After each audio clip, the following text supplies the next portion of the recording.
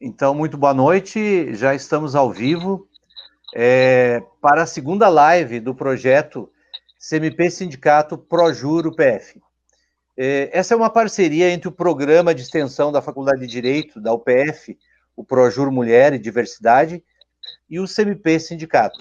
O projeto, na verdade, tem por objetivo o desenvolvimento de um programa intitulado Igualdade de Gênero e Perspectivas Econômicas em Tempos de Pandemia, através de encontros virtuais de forma remota para o desenvolvimento de cursos de formação de professores da própria rede municipal sobre os temas de igualdade de gênero, medidas protetivas e possibilidade de autonomia socioeconômica em tempos de pandemia. Nós queremos agradecer a presença de todas e todos e ressaltamos que este programa ele será reprisado pela TV Câmara, canal 16, aqui mesmo de Passo Fundo. As convidadas dessa noite são a professora Karen Beltrame Becker Fritz, que é professora da Faculdade de Direito e do Projur Mulher e Diversidade, da UPF. E as nossas ilustres convidadas são a defensora pública do Estado do Rio Grande do Sul, a Caterine de Olmedo Brown, e a economista técnica do DIESE, Cristina Pereira Vieselli. Então, desde já, eu desejo boas-vindas a todas as três, e nesse momento em diante eu já passo a palavra para a Karen, para que ela dê continuidade à nossa programação. Karen, boa noite, e agora é contigo. Boa noite, professor Eduardo, um prazer estar aqui nesse nosso acordo, né, de cooperação, onde discutimos questões importantes para a sociedade, né, que envolve uma perspectiva feminista, né, e nós vamos discutir hoje questões aqui que vão do trabalho à família, né, que fazem parte desse mundo feminino e que tem questões envolvendo a toda a sociedade, né? É importante enfatizar isso, não somente questões que envolvem as mulheres, mas a sociedade como um todo precisa se preocupar, precisa conhecer, precisa discutir e debater as questões que envolvem as mulheres nesse momento de excepcionalidade que nós estamos vivendo, né? E para isso, então, eu vou começar com a doutora Cristina Pereira Vieselli, né? Ela vai nos falar um pouco do que ela trabalha, é uma perspectiva que ela já conhece há bastante tempo, que ela vem pesquisando. Eu gostaria de ouvir, então, a doutora Cristina, de início, então, para a gente começar a nossa conversa. Boa noite, doutora Cristina. Boa noite, Karen. Obrigada pelo convite. E boa noite, Eduardo. Parabéns pela organização desse evento. Acho que esse assunto é extremamente importante, principalmente nesse momento que a gente está vivendo. Gostei de ser chamada de doutora, eu me formei ontem, né? Apresentei minha tese, então é um pouco novo. Mas... Oi, desculpa. Parabéns, Cristina. Parabéns. Obrigada. Aproveitando o gancho, assim, e também cumprimentando a defensora Caterine, muito obrigada, e aos ouvintes que estão nos acompanhando, telespectadores, né, não sei direito como chamar, mas muito obrigada por estarem acompanhando.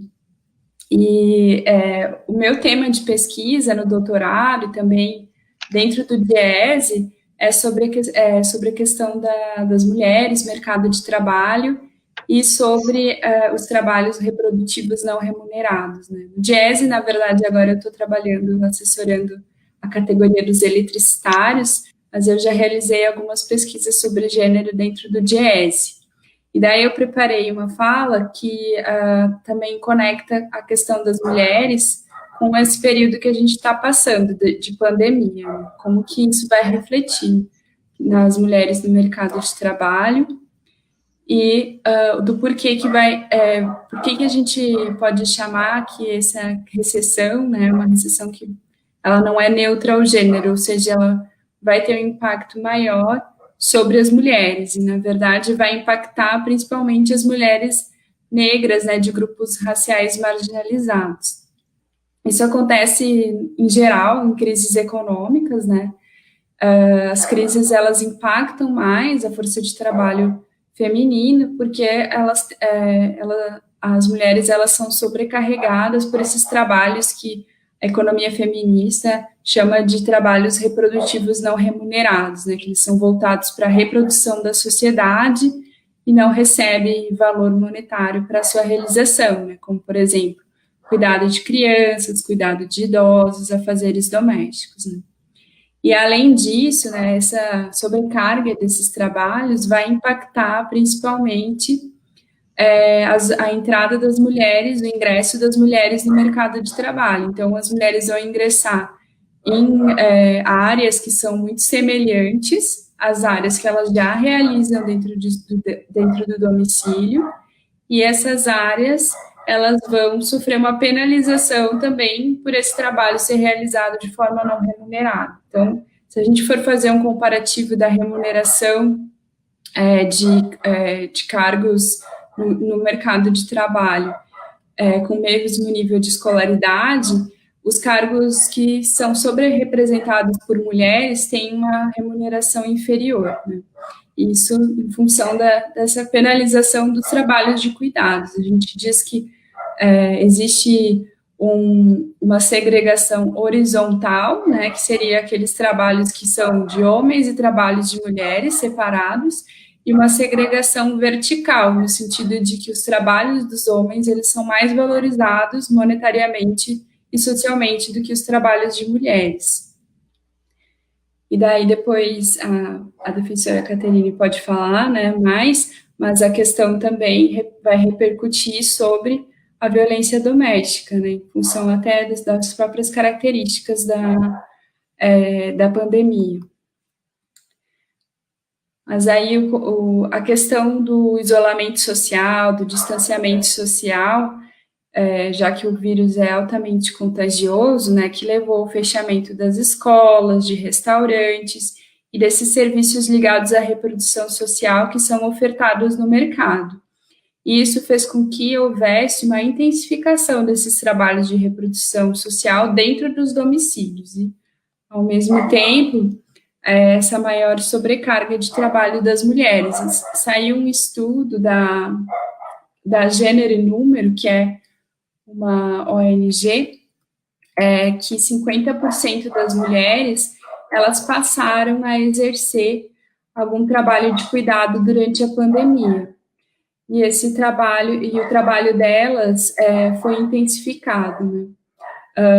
Além de 72% afirmar que a pandemia aumentou a necessidade de acompanhamento e monitoramento. Ou seja, as mulheres que já tinham esse papel de cuidadoras, esse papel foi intensificado durante a pandemia. Além disso, né, essas mulheres, muitas estão na linha de frente ao combate do coronavírus, né? Por exemplo, as enfermeiras, auxiliares de enfermagem, técnicas de enfermagem, que 85% da categoria são mulheres. Se a gente for comparar com, por exemplo, os homens médicos, né, a diferença salarial é de 68,3%. Então, o lugar da saúde onde tem maior número de mulheres, maior incidência de mulheres, recebe uma remuneração relativamente bastante menor. Então, tem alguns dados que foram compilados a respeito dos trabalhos voltados para a reprodução social da sociedade, que indica que já demonstra, né, como que há essa desigualdade na divisão do trabalho doméstico, né? Enquanto, por exemplo, a taxa de realização de cuidados de pessoas entre as mulheres é de 35,8%, a taxa de realização masculina é de 25,9%. Cuidado de idosos, cuidado de pessoas, cuidado de crianças.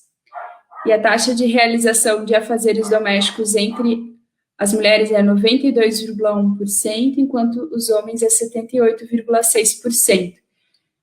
Esses dados são de uma pesquisa que chama Outras Formas de Trabalho, que é realizada pelo IBGE, uma pesquisa muito interessante, que ela vai fazer um retrato de como que as pessoas despendem o seu tempo para as atividades voltadas para os cuidados de pessoas, trabalho voluntário, trabalho para o autoconsumo.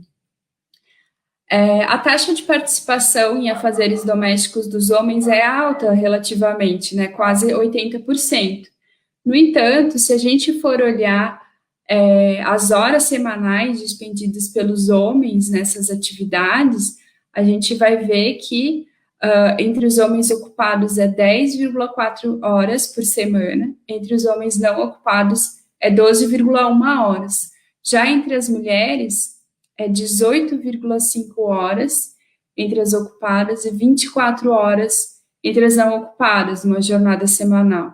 Ou seja, são mais de 10 horas, são mais de 10 horas a mais entre as não ocupadas, 12 horas a mais entre as não ocupadas e 8 horas a mais entre as ocupadas, realizando esses afazeres domésticos. E esse dado de 2018, né? Agora, durante a pandemia, provavelmente isso piorou ainda mais, né? Aí a gente também tem a questão das trabalhadoras domésticas remuneradas, das empregadas domésticas, que são 6 milhões de trabalhadoras no Brasil. O país é o que tem o maior número absoluto de trabalhadoras domésticas no mundo, e boa parte dessas trabalhadoras não possui carteira assinada, somente 27% possui carteira assinada. Ou seja, a gente tem um montante de trabalhadoras, mulheres, que elas já estão numa situação bastante vulnerável e bastante precária no mercado de trabalho. Isso que é a característica, né, da boa parte das mulheres trabalhadoras. E 65% são mulheres negras, né? E, além disso, esse trabalho tem alta incidência de contato com o vírus, né, a partir da necessidade de pegar transporte público e também de fazer algumas atividades fora de casa, né. Boa parte dessas mulheres, a gente já consegue enxergar os dados que elas foram demitidas durante o período da pandemia. A gente tem alguns dados recentes sobre os impactos da pandemia no mercado de trabalho, né, e a gente enxerga que houve, na verdade, uma estabilização da taxa de desemprego. O último dado que tem disponível é do segundo trimestre de 2020, então o dado do total da taxa de desemprego é 13,3%. Em relação ao primeiro trimestre, aumentou, né, porque antes era 12,2%. No entanto, essa diferença, ela não é tão relevante quanto a diminuição da taxa de participação das pessoas no mercado de trabalho. Então, isso que eu quero chamar a atenção, assim, né? Porque essa diminuição da taxa de participação, ela se dá entre homens e mulheres, mas principalmente entre as mulheres. A taxa de participação de mulheres no mercado de trabalho brasileiro, ela gira em torno de 50%, enquanto a taxa masculina é de 73%. 73%, 72%, varia, né? Mas não muda muito ao longo dos anos. O que a gente percebe é que nos anos 2000, houve uma estabilização na taxa de participação das mulheres em torno de 50%, o que é bastante baixo, né, se a gente for pensar que essas mulheres elas não vão ter acesso a um salário, né, a uma renda monetária, né. E daí, agora na pandemia, a gente tem que a taxa de participação, que era de 70,8% entre os homens no primeiro trimestre de 2020, ela passa a 65,5%. Já entre as mulheres, de 52,1%, ela passa a 46,3%. Ou seja, a menor taxa, né, entre a série histórica, assim, É bastante preocupante essa diminuição da taxa de participação entre as mulheres, e isso tem a ver com as questões que eu levantei anteriormente, né? Tem a ver com esse trabalho que a mulher exerce dentro do mercado de trabalho, que foi muito afetado pela crise, né? Por exemplo, as escolas que foram fechadas, escolas de educação infantil, o trabalho também das empregadas domésticas, todos esses trabalhos de cuidados foram muito afetados. E a intensificação do trabalho dentro de casa também afetou bastante a participação das mulheres no mercado de trabalho, né? Além disso, a gente tem altos índices também de subutilização da força de trabalho feminina, né? Que seria, se a gente for fazer a taxa composta de desocupação, que seriam as trabalhadoras desocupadas, mais as subutilizadas, seja por horas a menos no mercado de trabalho, quando elas gostariam de trabalhar mais, ou então por desistência de procurar um emprego, a taxa no primeiro trimestre de 2020 era de 29,2% entre as mulheres e de 20,2% entre os homens. Isso é bastante preocupante, porque se a gente for pensar, se a gente vai refletir sobre a estrutura do mercado de trabalho, houve mudanças importantes no ingresso das mulheres ao mercado de trabalho. Também houve mudanças importantes, ainda que esse índice tenha se estabilizado em 50% nos anos 2000. Houve mudanças importantes também nas estruturas das famílias, com maior número de famílias chefiadas por mulheres, que atualmente é em torno de 48%. No entanto, não houve mudanças nas diferenças salariais e também na incidência de pobreza entre as famílias chefiadas por mulheres. Então, e também na questão da divisão dos trabalhos domésticos entre a sociedade. Isso que é a principal pauta, assim, que a gente... que, na verdade, foi a minha pesquisa, né, de doutorado, assim, mas é uma das principais questões que se colocam para a realidade das mulheres, né? Porque se o Estado não oferta escolas de educação infantil, não oferta acesso a esses trabalhos reprodutivos de uma maneira qualificada, de um acesso público, né, nem o setor privado, essas mulheres vão ser penalizadas, né? Então, tem alguns dados que são bastante evidentes sobre como que os trabalhos, como que o acesso às escolas de educação infantil afetam a participação das mulheres no mercado de trabalho, né? Porque as mulheres, a participação das mulheres sem escola de educação infantil, ela diminui muito em relação à participação das mulheres que não têm acesso às escolas de educação infantil. E a falta de acesso às escolas de educação infantil não afeta somente as mulheres adultas, mas também as mulheres, as crianças, né? Então, a gente tem uma maior incidência de mulheres jovens entre aquelas chamadas neném, que seriam as mulheres que não trabalham nem estudam, as jovens, né? Se falou bastante disso de uma maneira até pejorativa, como se essas pessoas não estivessem fazendo nenhum tipo de trabalho, né?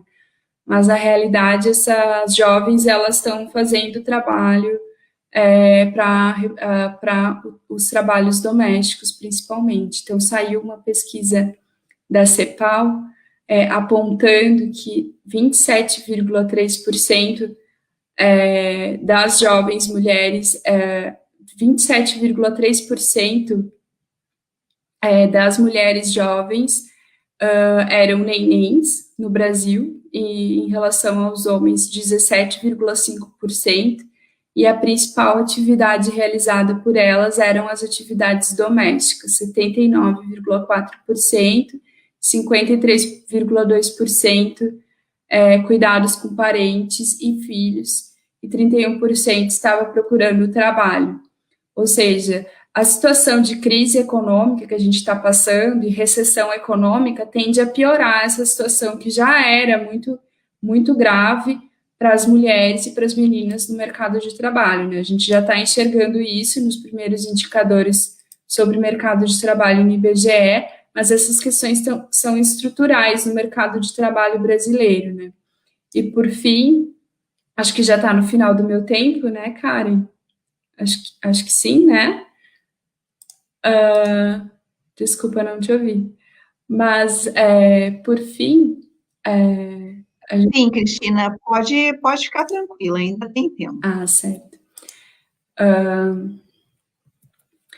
Bom, por fim, eu queria ressaltar, né, que essa questão da dependência econômica, ela faz com que as mulheres elas tenham maior sujeição a relações abusivas, elas estejam mais vulneráveis a relações de dependência e relações de violência doméstica, né? A gente tem diversos estudos que apontam o aumento da violência doméstica quando aumenta também esse gap, né, a diferença salarial entre homens e mulheres, justamente porque, ao contrário do que é propagado, né, os lares, os domicílios, eles não são espaços de tranquilidade, não são espaços livres de violência, neutros ao gênero, né? E daí, quando tem as crises econômicas, ainda mais numa pandemia, onde as pessoas ficam isoladas dentro de seus domicílios, essa situação é ainda pior. Então, é isso, por enquanto. Obrigada, Karen.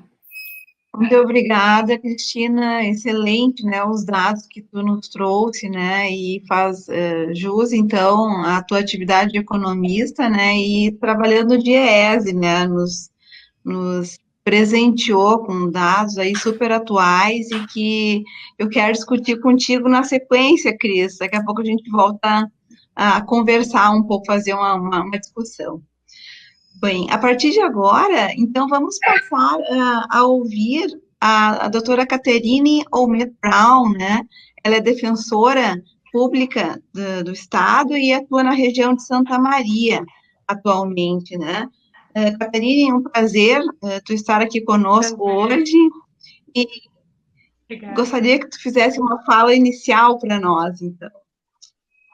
Certo. Bom, boa noite a todos, todas e todos, né? É um grande prazer estar aqui com vocês.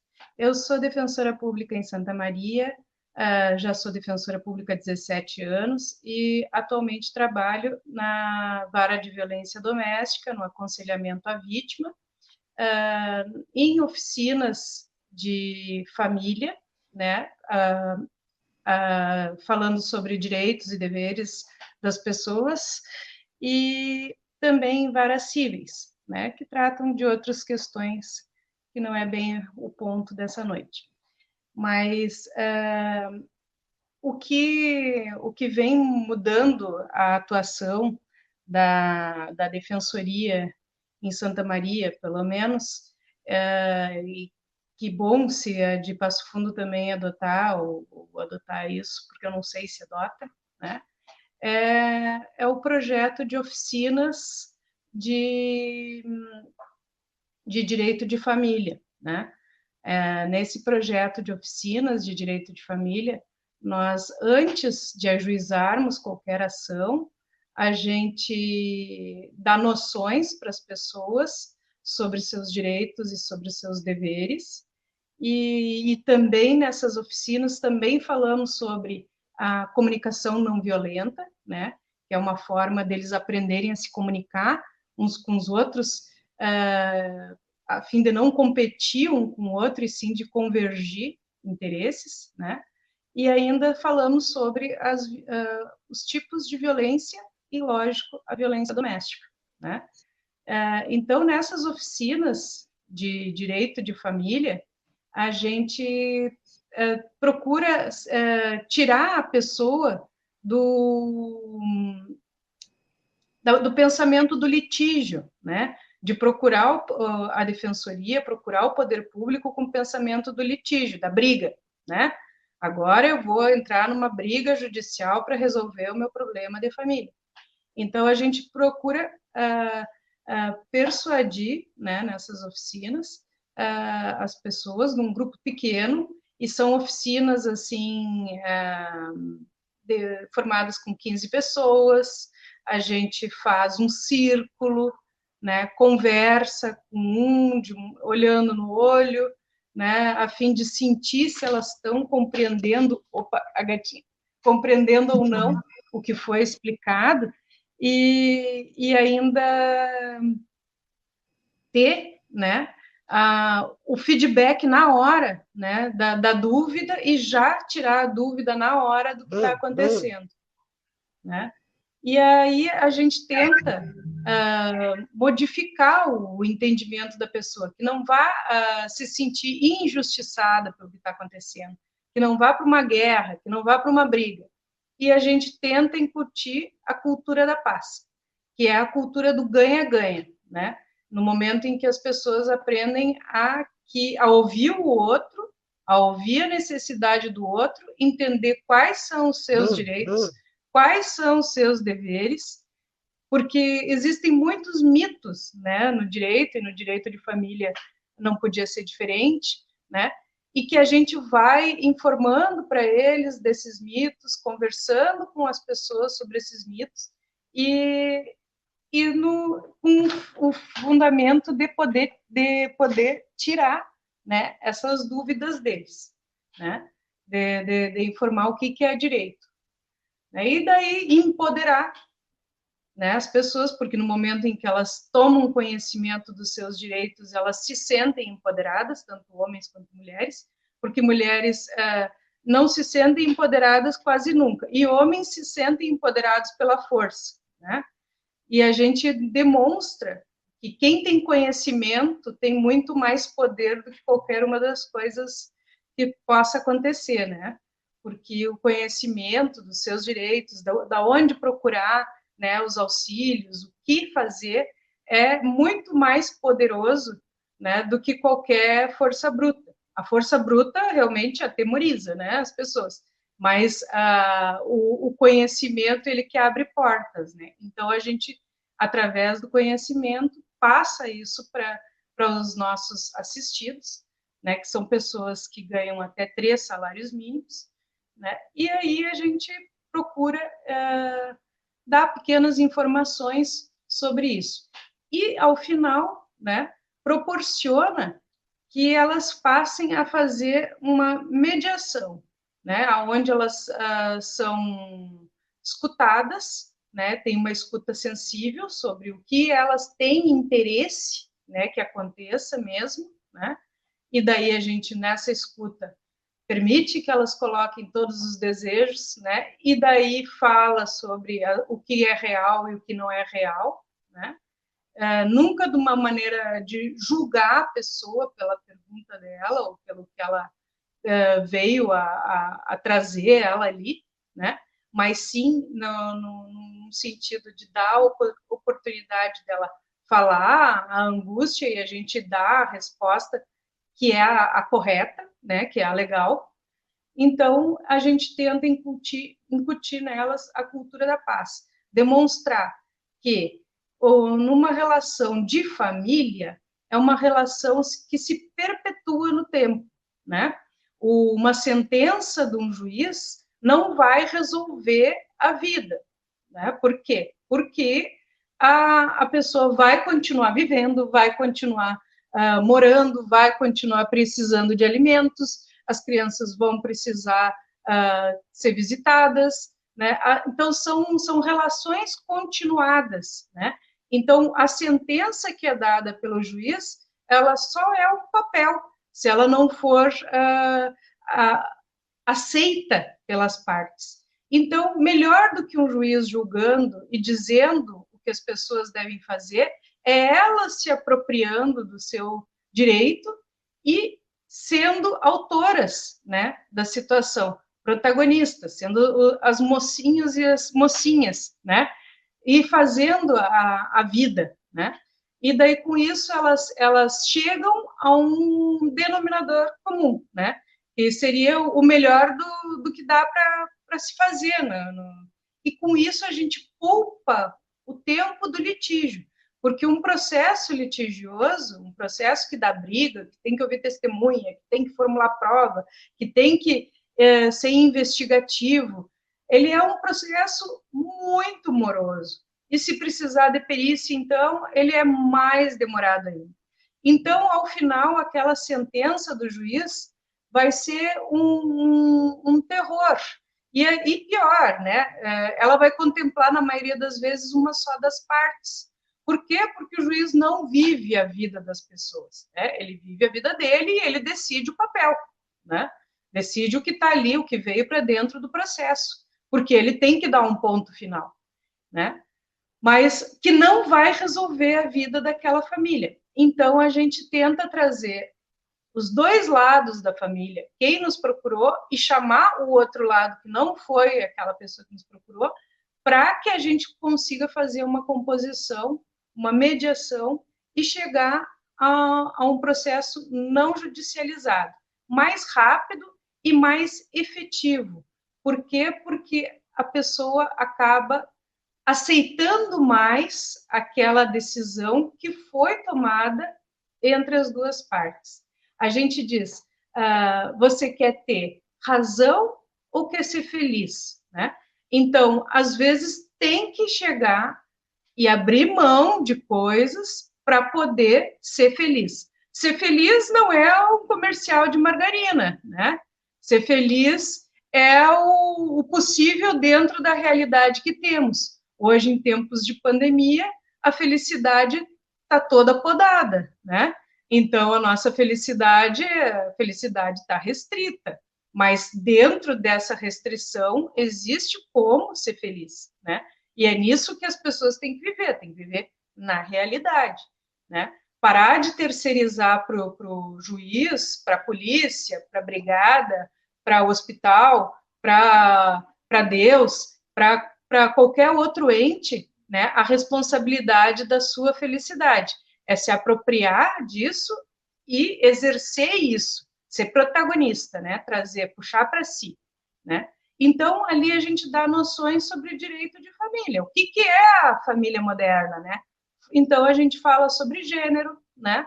Fala sobre que a família pode ser composta de duas mulheres, sendo e filhos, dois homens e filhos, uma mãe e filhos, um pai e filhos, né? Isso tudo é família, é a família moderna, né? E é a família que o direito assiste, o direito dá poder para essa família moderna, né? Por mais que as religiões não respeitem, por vezes, esse novo formato de família, e que alguns governos, o atual bastante, também não respeite esse formato de família, a lei protege. Então, a gente orienta as pessoas que estão sendo desrespeitadas nesse seu direito de pertencer a essa nova família, né, que procure o nosso suporte de rede, né? Qual é o suporte de rede? O suporte de rede é formado por hospitais, os CAPs, né, que são os centros de psiquiatria, né, do município, né, são formados pela polícia, pela brigada, pela polícia civil, né, pela brigada, pelo Poder Judiciário, pelo Ministério Público, né?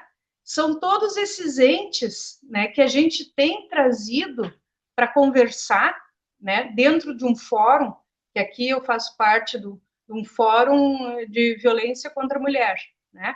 Esse fórum, a gente tentou agregar todos esses entes interinstitucionais, quer dizer, são várias instituições pensando em como resolver o problema da violência doméstica, né? Para que esse profissional, o primeiro que escutar aquela mulher ou aquela pessoa que foi vítima de violência, o primeiro que escutar tenha uma escuta sensível, ou seja, escute sem preconceito, né? Escute o que ela tem para dizer, não julgue o que ela fez, né? O porquê que ela está ali, o porquê que ela está naquela condição. Então, através desse fórum, a gente tem chamado as instituições e também feito seminários e feito reuniões a fim de sensibilizar esses profissionais.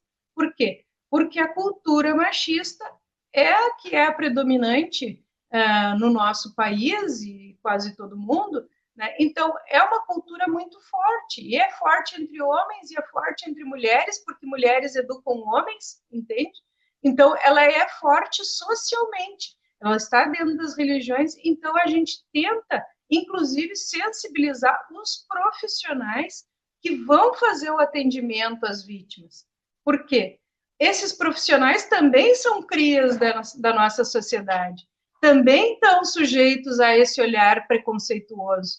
Então, o empoderamento da mulher, né, é para isso, é para que ela consiga se emancipar e a gente, então, conseguindo sensibilizar os agentes de poder, né, que existe esse empoderamento da mulher, que ela é um sujeito, né, de deveres e direitos iguais aos do homem, né?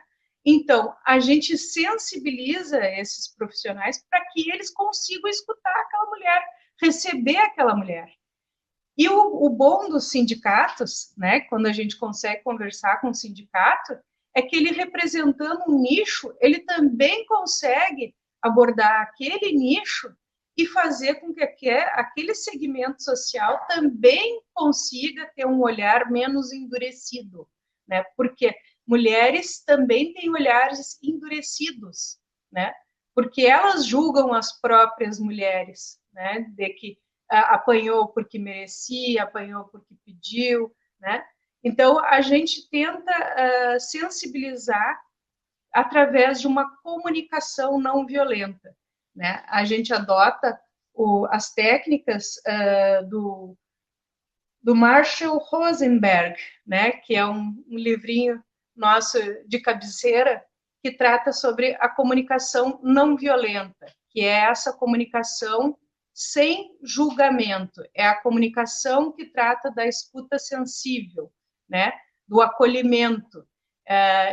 Essa pandemia está fazendo um mal danado para todo mundo, porque a minha atuação, inclusive, está sendo muito prejudicada, e a atuação dessa rede toda está sendo muito prejudicada, porque nós acolhíamos, e eu abracei muita gente, abraço muita gente, tenho saudade de abraçar muita gente, porque, por vezes, as mulheres que prestaram uma queixa na polícia, elas, passado aquele primeiro momento da dor, né, o tempo esmaece, o tempo faz com que as coisas se ajustem, se resolvam por vezes, e daí chega no momento da audiência, elas já não querem mais, querem desistir da ação, e a gente consegue, através de um abraço, através de um olhar, num toque da pele, e às vezes sentindo a respiração, consegue convencer e conversar com aquela mulher a prosseguir com o processo,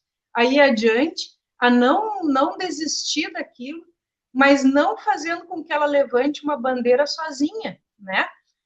Demonstrando que tem um suporte de Estado a apoiar ela, porque prestar uma ocorrência policial é um momento muito solitário, né? É um momento em que a mulher, por vezes, ela é julgada naquele momento, né? Por que ela chegou assim? Por que ela chegou assado? Por que ela estava vestindo o shortinho da Anitta, né? Então, ela é julgada naquele momento, né? E daí, às vezes, aquilo já faz ela desistir. Então, a gente quer acolher essa mulher, né? Para que ela consiga ultrapassar todas essas etapas e receba o suporte do Estado. E qual é o suporte do Estado?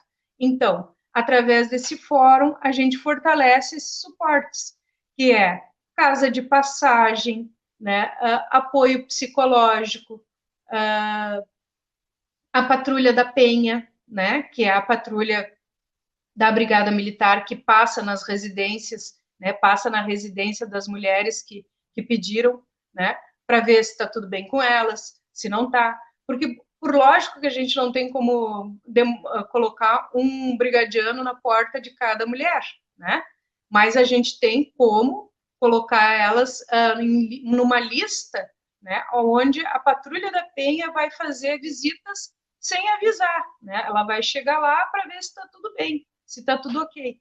Então, são esses pequenos suportes, mas que podem ser melhorados, né? Podem ser melhorados através de não só a casa de passagem, mas também num aluguel social, né?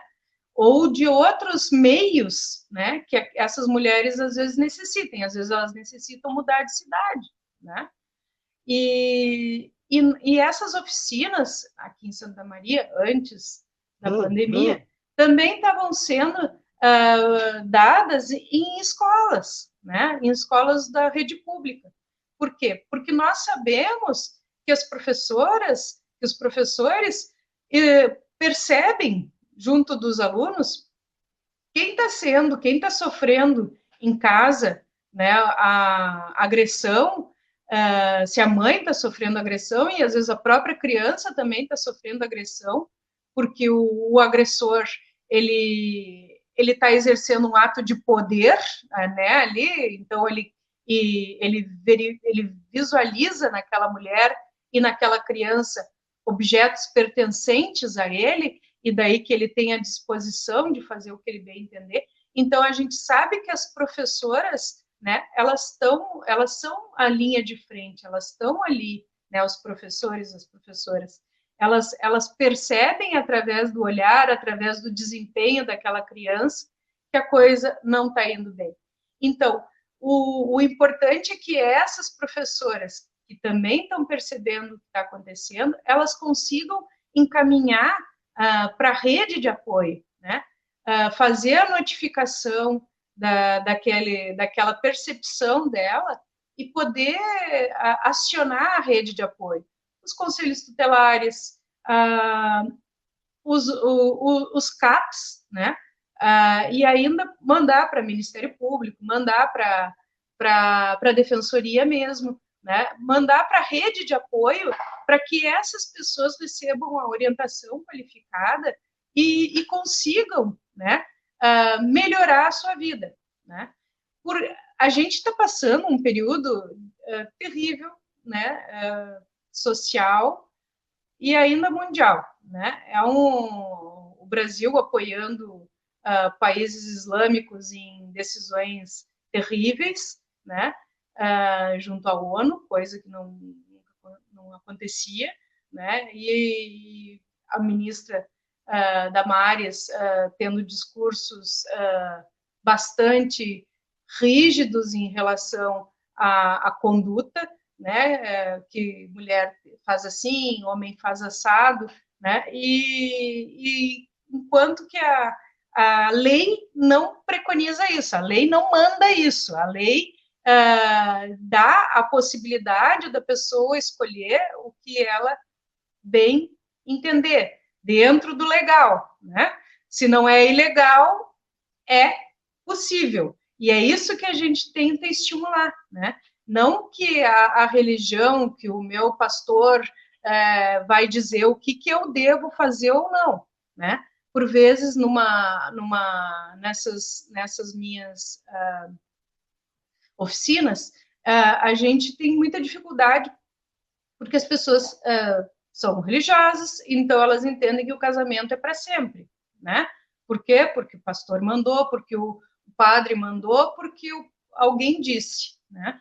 E a gente diz, olha, se o teu pastor, o teu padre mandou ser infeliz para sempre e causar infelicidade alheia, talvez tu deva repensar a tua religião, talvez tu deva repensar esse mandamento da tua religião, porque a lei permite, né? A nossa lei permite a separação, não é obrigado a ficar casado.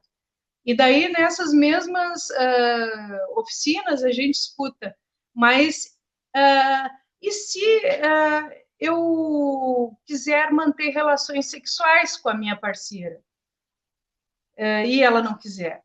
Não, não vai ter. Por quê? Porque não é porque simplesmente está casado que se é obrigado a manter relações sexuais. Né? Existe uma individualidade que tem que ser respeitada. Ah, mas é obrigação do casamento. Não, não é. Né? Para isso existe o divórcio. Se o casamento não está sendo um casamento feliz e satisfatório, né, para uma das partes que seja, né, a pessoa pode se divorciar, deve procurar a felicidade com outra pessoa que seja mais no seu pique, no seu gosto, que satisfaça mais o ideal de ambos, né? Então, as oficinas, elas são muito ricas. Por quê? Porque os preconceitos estão todos aí, né?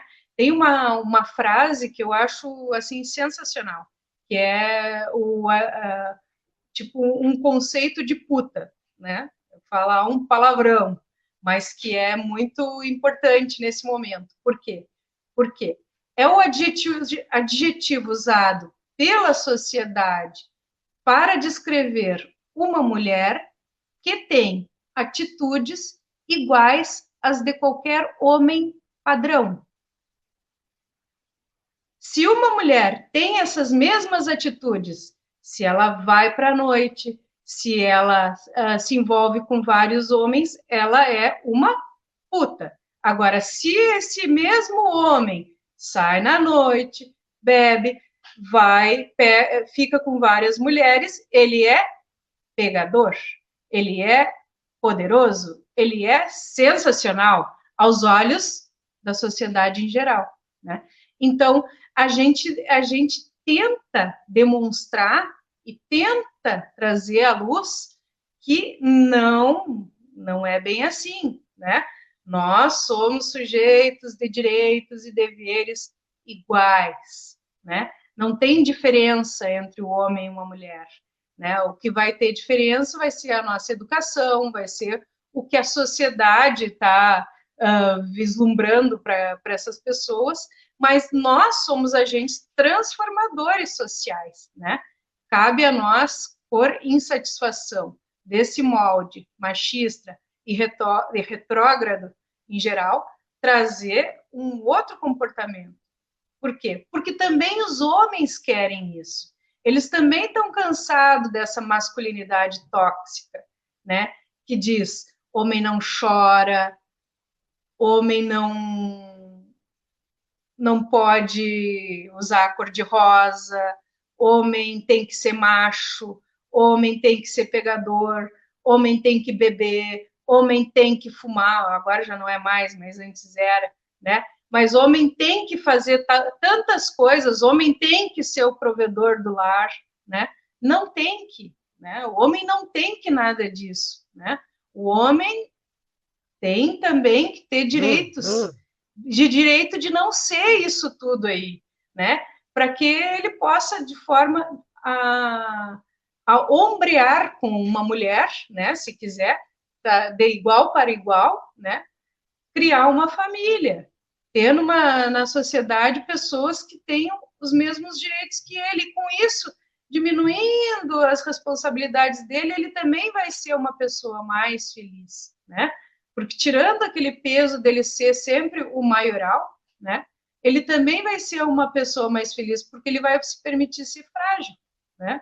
Então, é sobre isso tudo que a gente fala nas nossas oficinas, né? E ainda ao final, a gente encaminha as pessoas que foram fazer parte da oficina para poder atender o direito específico dela, né? Chamar a outra parte, perguntar se ela quer participar das mediações e tal.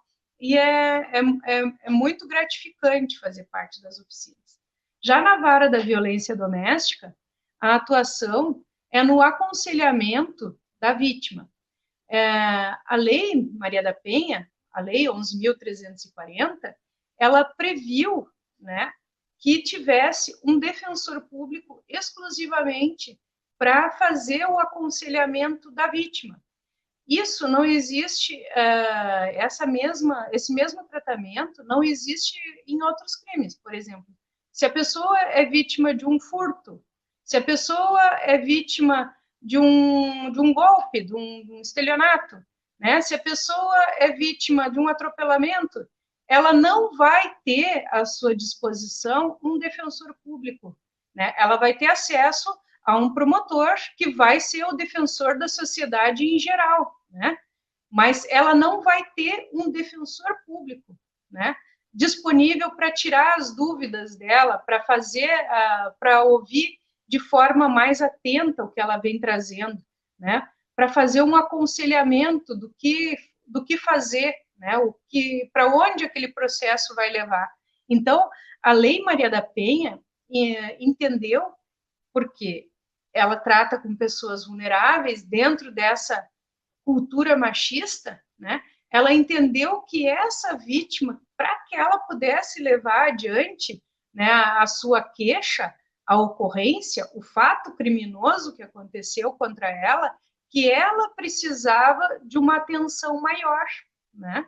Porque ela é vulnerável, ela é extremamente vulnerável. É diferente de uma pessoa que sofreu um furto, né?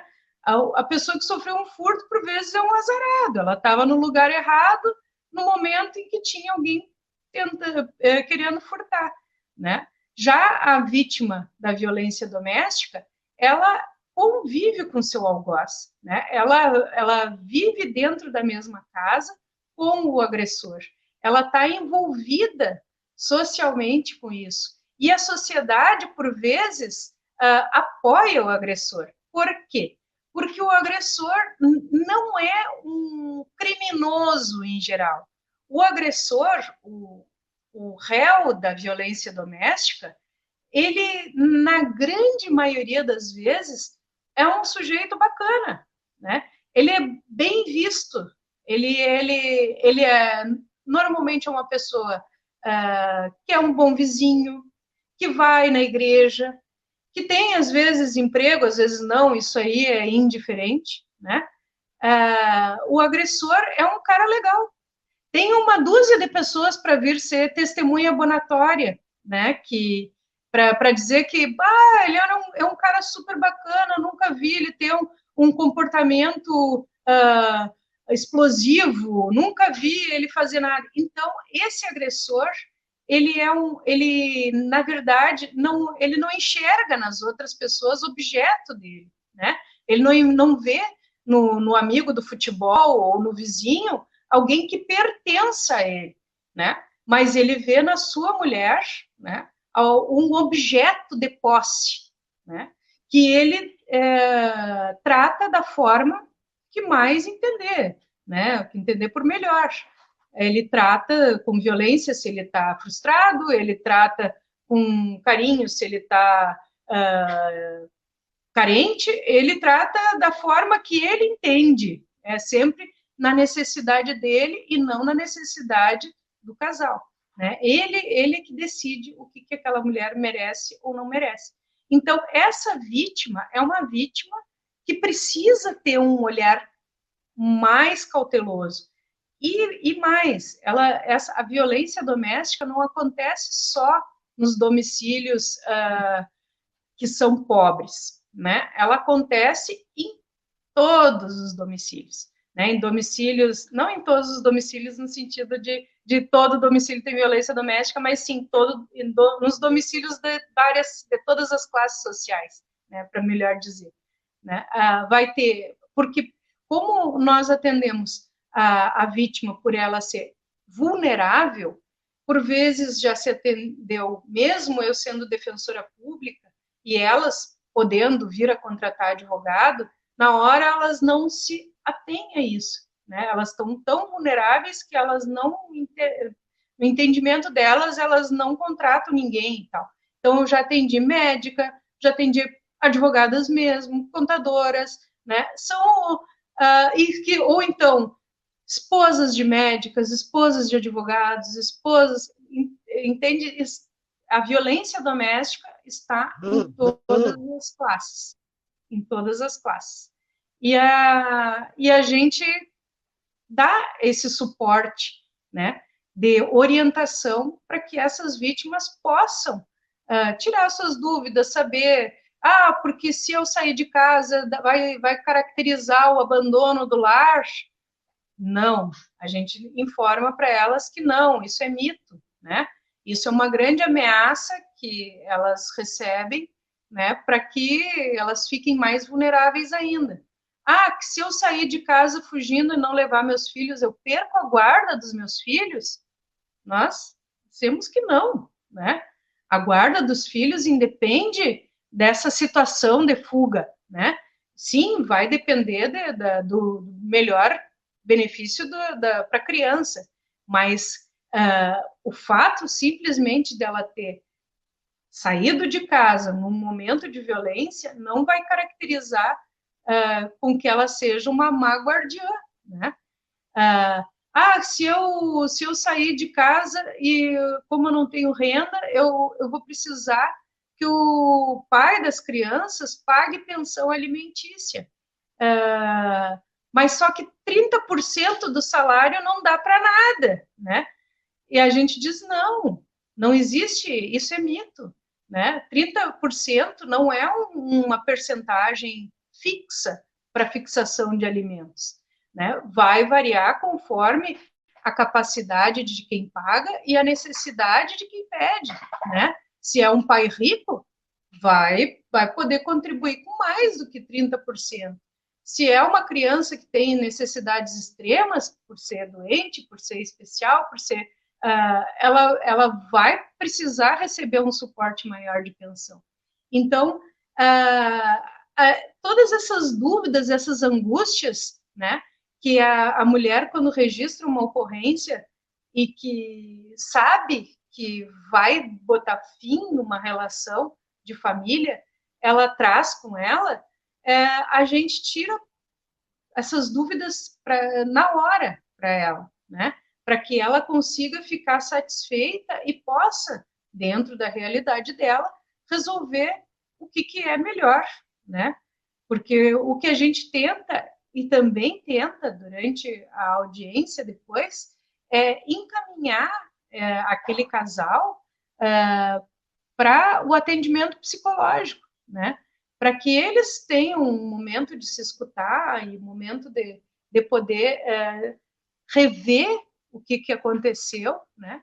Para mudar o futuro deles, né? Ainda mais se tiverem filhos, porque daí eles vão precisar continuar conversando, né? Eles vão ter um vínculo eterno, porque eles vão ser sempre um casal conjugal, um casal parental, né? Não vão ser mais um casal conjugal, de homem e mulher, marido e mulher, né? Mas eles vão ser sempre um casal parental, eles vão ter eternamente o vínculo do filho, né? Para conversar, mesmo que aquele filho seja maior de idade, né? Mas quem não conversa sobre um filho, né? Então eles vão ter sempre aquele vínculo.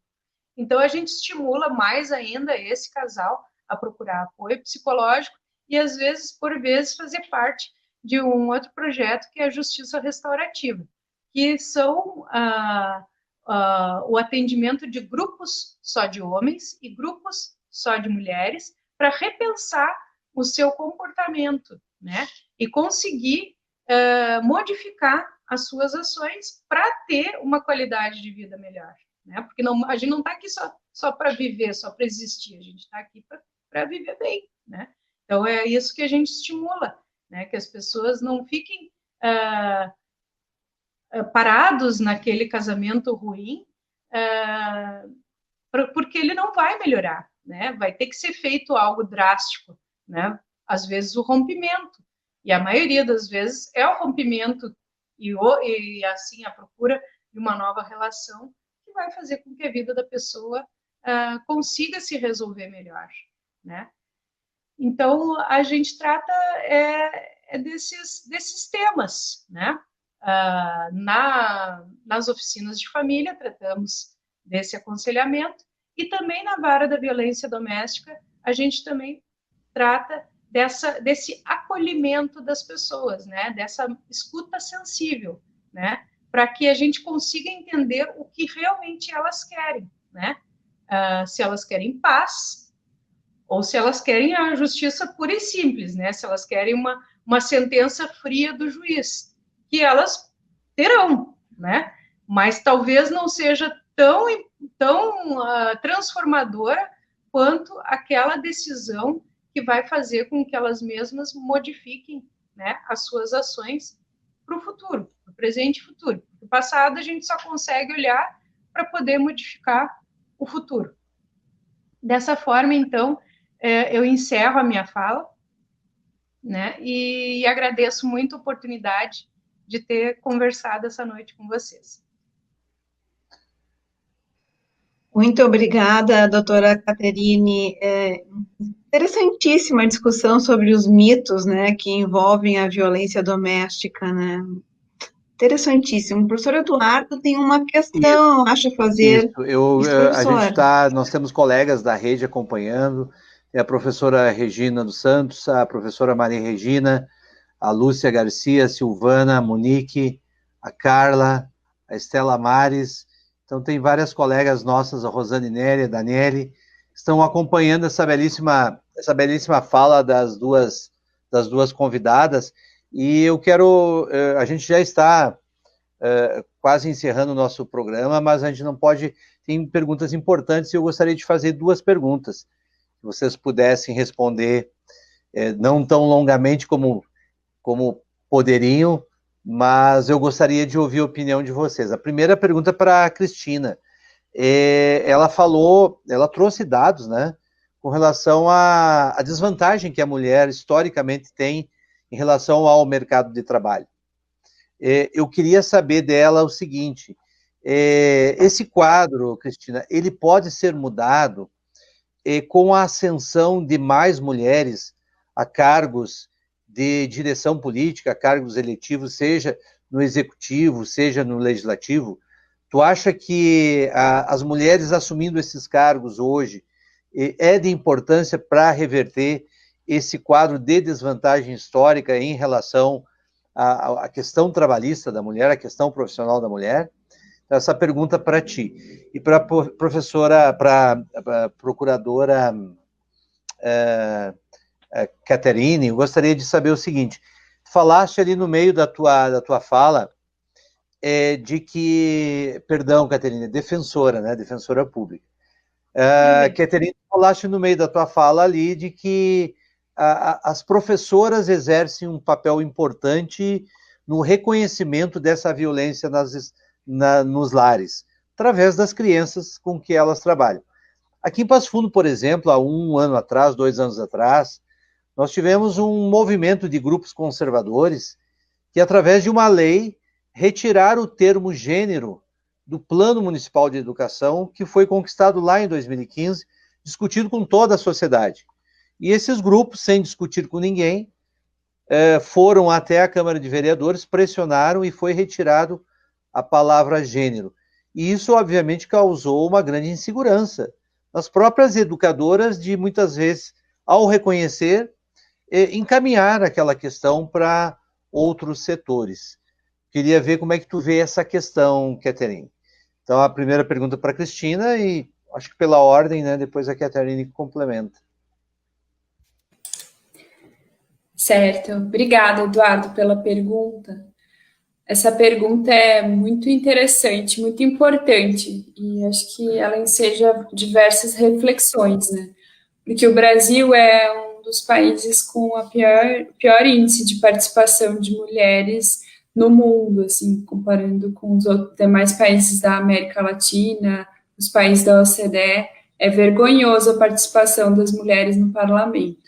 Então, acho que a gente tem que reforçar, sim, a entrada de mulheres como parlamentares, né, como prefeitas, vereadoras, seja no executivo, no legislativo.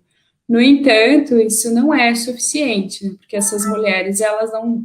O fato de ter uma mulher dentro de um cargo político não quer dizer que ela vai estar representando as pautas que beneficiam as mulheres, né? O exemplo mais característico é, por exemplo, a ministra Damares, né, que evidentemente ela não ela não representa a causa histórica das mulheres, né? Ela contra o aborto, inclusive fazendo campanha contra o aborto legal, né? Que no caso da menina que foi estuprada, e diversas outras questões assim que a gente vê que são retrocessos em relação às leis que beneficiam as mulheres, do que propriamente avanços das pautas feministas, né?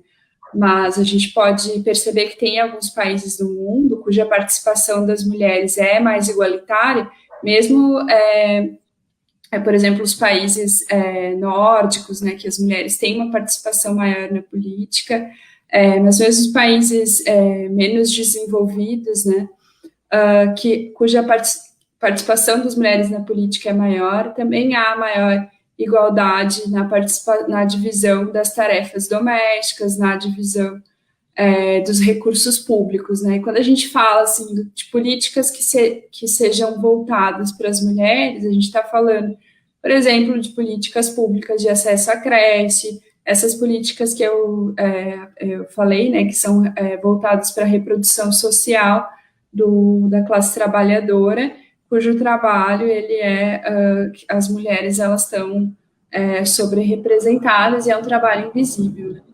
Então, esse tipo de política pública que é muito importante, que faz uma diferença enorme, né? E mesmo as políticas voltadas, por exemplo, à questão da violência doméstica, que a violência doméstica ela tem uma repercussão econômica importante quando a mulher ela é violentada, ela sofre algum tipo de violência, seja física, moral, psicológica, ela vai sair do mercado de trabalho, ela vai entrar na drogadição, no alcoolismo, né? Tem dados da Organização Mundial da Saúde que apontam para esse impacto econômico. Isso vai gerar esse impacto para a vida dela e esse impacto econômico, pensando na macroeconomia, né? Isso vai gerar também um custo para o Estado maior. Então, se a gente faz políticas de prevenção à violência doméstica, que façam que a mulher não entre em relações de dependência econômica, é algo que pode ser bastante significativo também para a igualdade de gênero. Então, minha resposta é essa, assim. Parcialmente, sim, né? Porque não adianta colocar mulheres ali que não representem as pautas que nos beneficiam. Cristina. Doutora Caterine. Essas questões de gênero, elas são palpitantes. Mas as legislações municipais, elas vêm para reforçar as legislações já federais, né? Ou não, né? O fato de existir uma legislação municipal, né, que trate sobre gênero, né, ela só acrescenta, né, no caso, a que já existe em nível federal, né? Nós temos o Código Penal, quando trata da injúria racial, que é a injúria de preconceito, que criminaliza condutas que tratem de forma preconceituosa, né, pessoas pela sua orientação sexual, né? Então, se dentro da escola for se tratar de orientação sexual, né, mais adequado impossível, né? De repente, para que essas professoras consigam abordar o tema, elas podem fazer através de convidados, né? De repente, convidando uma autoridade, um juiz, um promotor, né, o procurador do município, para vir dar uma aula sobre direitos básicos, né? É fundamental para que essas professoras não precisem levantar a bandeira sozinha, né? Para proteger essas professoras, né? Porque levantar a bandeira sozinha é muito complicado, né? Elas que estão ali todo dia atendendo aquela mãe, aquele pai, né? Que trata de uma forma mais raivosa, né? Por preconceito e tal. Então, talvez seja de convidar uma autoridade, até o delegado de polícia, né? para vir dar uma palestra no colégio.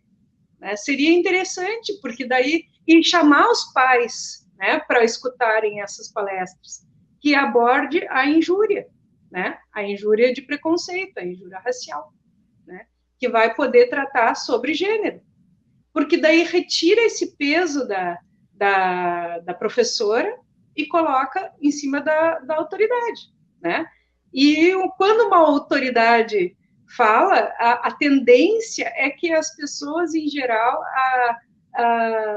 não aceitem melhor, mas elas tenham menos embate, né?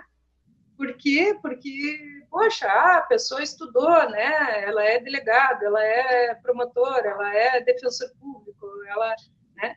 E talvez, porque não tem o respaldo municipal, né, de uma legislação, elas não consigam colocar de uma forma mais tranquila dentro de sala de aula. Mas a legislação municipal seria só para reforçar a legislação federal. Inclusive, se fosse contra ao que está descrito numa legislação federal, na Constituição, no Código Penal, ela não poderia existir, ela ia ser questionada, né? Essa legislação ia ser banida, a municipal. Então, ela tem que estar dentro da nossa pirâmide, né? Ela tem que estar contemplada na Constituição. Se ela for uma legislação que vá contra a Constituição Federal, é uma legislação que não pode acontecer. E se ela existir nesses termos, ela é só para reforçar a de nível federal. Eu acredito que seja isso, assim. E, claro, qualquer agressão que essa professora sofra, qualquer e-mail que ela receba, meme, eu mesma, em grupo de mães aqui em Santa Maria, já estou recebendo denúncias horrorosas, assim, falando que não vote no candidato tal, porque ele aprovou na última legislatura a lei que falava sobre a diversidade de orientação sexual, né? Então, ele não é um bolsonarista, ele não é um cidadão de bem, quer dizer, tudo isso que a gente recebe vai levar para a autoridade, eu vou repassar para o delegado, para que ele faça uma investigação sobre isso. Por quê? Porque não pode. Isso é apologia a crime, né? Ficar fazendo injúria de gênero, injúria racial, é crime. E fazer, multiplicar esse pensamento através de WhatsApp, e memes e panfletos, é apologia a crime e injúria, são as duas coisas juntas, né? Então, não pode, né? Essas professoras têm que se respaldar procurando as autoridades, reportando os acontecidos e chamando de uma forma preventiva para vir palestrar naquele ambiente de conhecimento, né, que é a escola.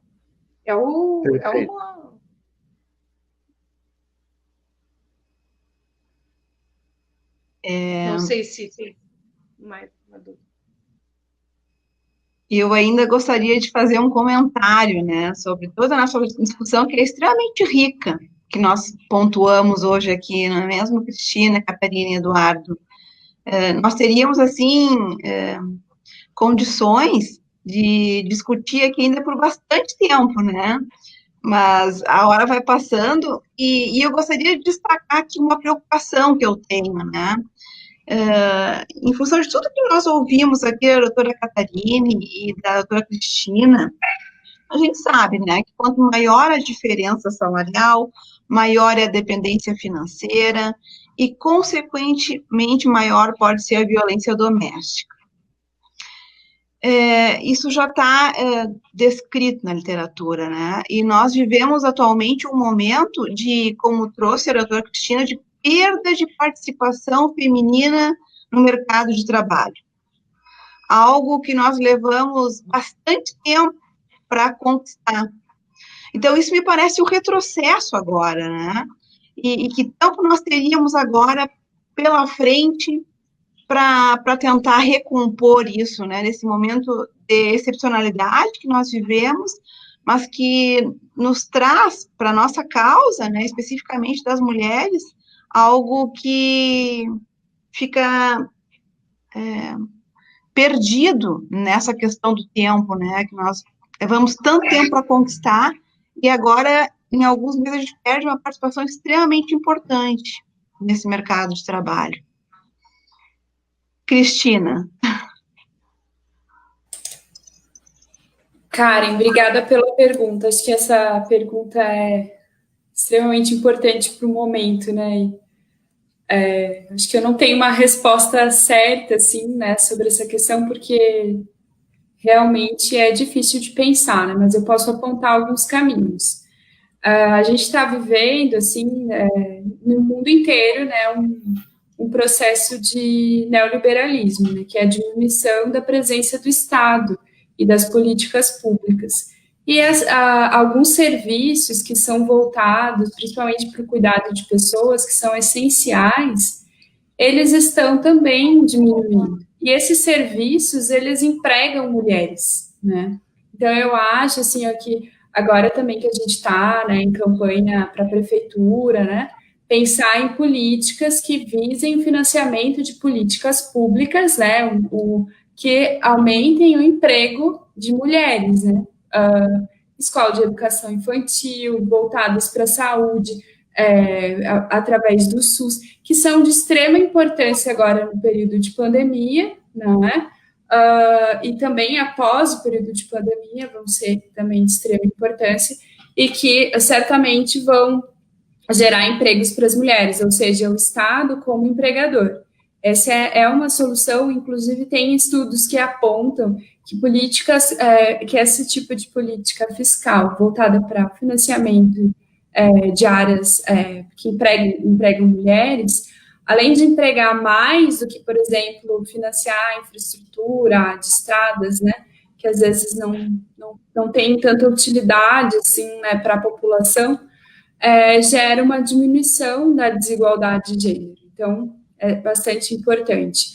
Por outro lado, acho que também é muito importante institucionalmente definir legislações de acesso, por exemplo, à licença parental, né? A questão assim do aumento da licença paternidade para que os homens também tenham tempo de ficar com seus filhos e que essa divisão sexual do trabalho seja mais igualitária dentro dos domicílios, né? Que não tem uma penalização tão grande em termos econômicos para as mulheres, né? Porque quando as mulheres vão procurar emprego, não é à toa que o desemprego feminino é muito mais elevado que o masculino. Historicamente, os empregadores vão olhar essa mulher como aquela que vai ter licença maternidade de 4 a 6 meses, né, que ela vai sair para cuidar do filho, então ela tem um custo maior para o empregador, não vai empregar, né, e isso é algo que é uma desigualdade que já é de entrada, né? Não é à toa que as mulheres elas têm um nível de escolaridade maior do que os homens no Brasil, e os níveis de escolaridade maior são onde a gente encontra as maiores desigualdades salariais, então a gente tem que reforçar esse ponto, né, para que as mulheres tenham acesso ao mercado de trabalho de uma forma igualitária e que os homens também comecem a fazer, né, esse trabalho doméstico com maior carga horária. Obrigado, Cristina. É justamente isso, né? É a questão das políticas públicas, né? Tomara que todo esse público que está aí trabalhando nas eleições, né, se candidatando, possa estar nos ouvindo nesse momento, né? Porque, inclusive, nossas convidadas lançaram, né, possíveis políticas públicas que podem ser executadas. Só para complementar, né, eu acho que uma das questões, né, como financiar essas políticas públicas, né, aí que vem o X da questão maior, assim, né, aí tem a questão da reforma tributária, tem vários tipos de reforma que podem ser feitas para financiar, uma delas é a reforma tributária, né, que o Brasil tem uma carga tributária extremamente regressiva, e a gente tem que mudar isso e Agora, nesse momento, ainda mais, né? Porque não pode a população mais empobrecida, principalmente as mulheres, serem penalizadas e não ser feito nada.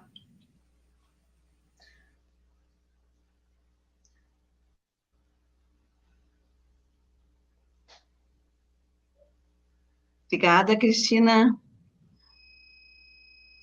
Bom, professor Eduardo. Bom, então eu acho que nós podemos encerrar, né? Eu queria mais uma vez agradecer a Cristina, doutora Cristina, né? Recém-doutorada, agradecer pela gentileza dela de ter atendido o nosso convite, né, Karen? De participar conosco, com a sua contribuição em termos de dados, de estatísticas, ela é fundamental para que o nosso público, principalmente as nossas professoras, possam começar a ter noção dessas questões mais práticas de estatísticas, que muitas vezes fazem a diferença, inclusive nas políticas públicas, né, e nas suas ações. Então, mais uma vez, obrigado, Cristina, pela tua gentileza. Quero agradecer a doutora Caterine Olmedo Brown, também pela gentileza, né, de participar conosco, pela sua brilhante contribuição. Tenho certeza que as nossas colegas que assistiram se sentiram, no mínimo, representadas pela tua fala, porque ela foi muito efetiva e tocou em questões que dizem respeito a todas as nossas colegas, e a gente sabe disso. Então, obrigado, Caterina, e agradecer, obviamente, a Karen e ao Projur por mais essa live e pela continuidade dessa nossa parceria, que eu tenho certeza que vai render belos frutos ainda pela frente, né, Karen? Então, obrigado a todas. E também agradeço, Eduardo. Muito obrigada pela parceria aí, e a fala da Cristina e da Caterine, sensacional. Isso mesmo. Muito obrigada. Muito obrigada pela oportunidade. Não, e a gente agradece o pessoal que acompanhou aqui a live, né? Tivemos várias colegas acompanhando a live. Ela vai ser reproduzida na TV Câmara, canal 16. Depois a gente vai fazer uma edição e vai oferecer para as colegas compartilharem em suas redes. Então, eu agradeço a todas e todos que nos acompanharam essa noite e desejo uma boa noite e uma boa semana. Boa noite. Obrigada, gente. Uma boa noite. Muito obrigada. Muito obrigada.